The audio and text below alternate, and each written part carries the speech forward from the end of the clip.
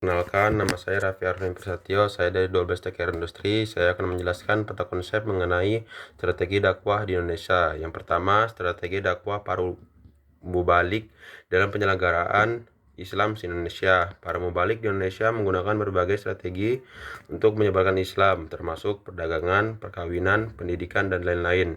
Yang kedua, poin penjelasan strategi perdagangan. Strategi perdagangan dapat disamakan dengan rencana perdagangan yang mempertimbangkan berbagai faktor dan persyaratan bagi seorang investor. Strategi perdagangan biasanya terdiri dari 3 tahap: perencanaan, penempatan, perdagangan, dan pelaksanaan perdagangan. Yang ketiga, strategi perkawinan atau jalur perkawinan. Strategi perkawinan atau jalur perkawinan adalah salah satu cara penyebaran agama Islam di Nusantara. Melalui jalur perkawinan, para pedagang Islam, keluarga ulama, dan orang-orang dari Asia Barat dan Selatan seringkali menikah dengan orang-orang pribumi, mulai dari kalangan bangsawan hingga anggota kerajaan. Yang keempat, tasawuf. Tasawuf dapat diartikan sebagai jalan atau cara mendekatkan diri kepada Allah untuk mencapai ridho Allah.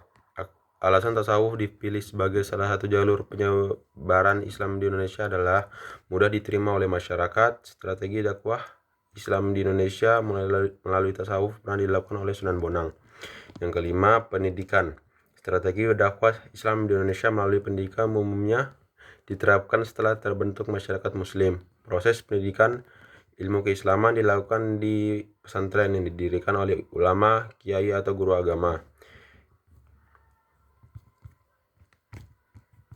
Yang keenam, politik. Strategi dakwah Islam di Indonesia melalui politik biasanya dilakukan di lingkungan kerajaan. Pengaruh politik raja sangat membantu tersebarnya Islam karena biasanya masyarakat akan mengikuti agama rajanya.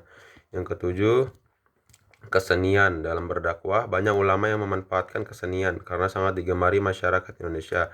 Caranya adalah dengan menyisipkan nilai-nilai Islam pada kesenian yang disukai masyarakat.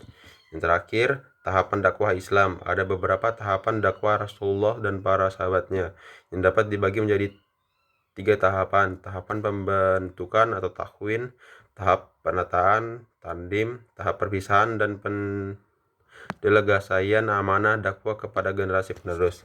Sekian dari saya. Wassalamualaikum warahmatullahi wabarakatuh.